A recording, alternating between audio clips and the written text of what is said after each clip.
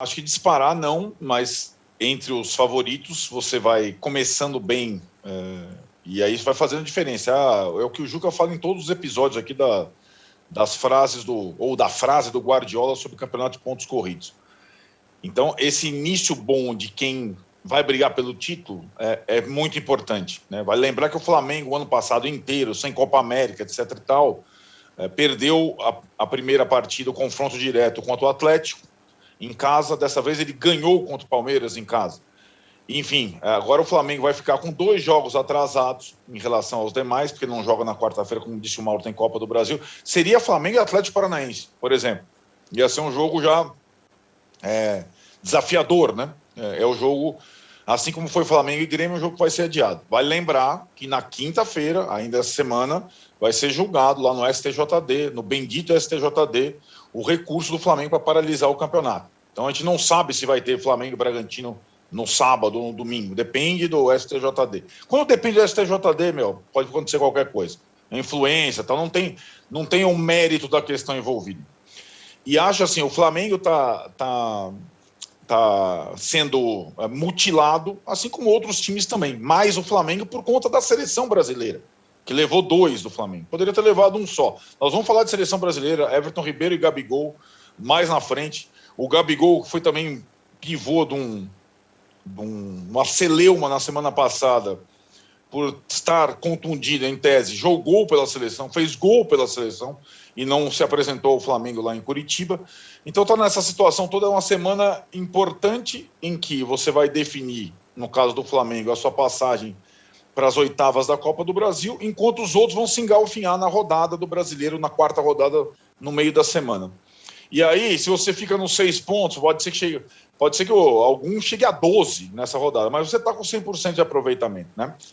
Eu vejo dos 3 maiores favoritos, a largada do Flamengo e o Atlético, que tomou o susto do Fortaleza. Esses 3 pontos ele vai ter que recuperar em outras situações, mais consistência. E vejo o Palmeiras, que nós dissecaremos depois, mais turbulento por uma série de fatores, mais instável. Lembrando que o Palmeiras, no Campeonato Brasileiro de Pontos Corridos do ano passado, também teve dificuldade em brigar ali, né?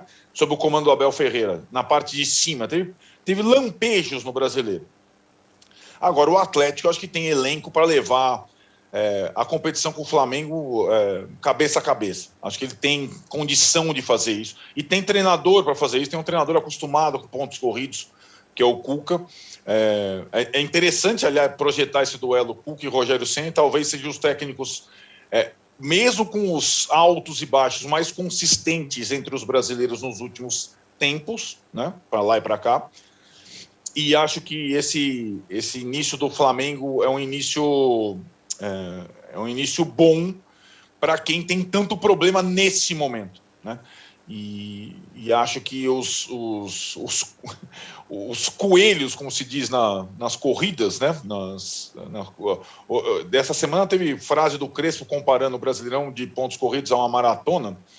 Os coelhos, que são aqueles que saem na frente, alguns não vão manter, evidentemente, esse desempenho de 100% como tem o Flamengo, mas essa largada é muito importante desses times, Fortaleza, Atlético, Bahia mesmo, que foi prejudicado ontem, para na hora final ter uma gordura para administrar ou ter um campeonato seguro para fazer.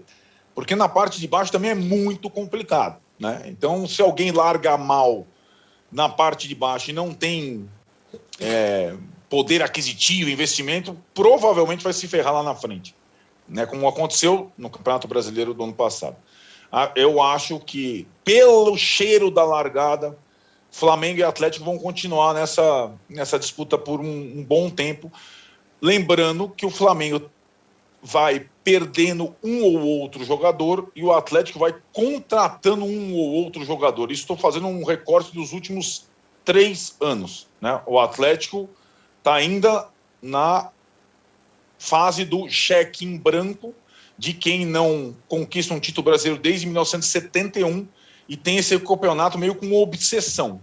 E isso era uma constatação antes da bola começar a rolar na primeira rodada. Depois de 3 rodadas, vejo o Atlético e Flamengo como os mais fortes candidatos. Qual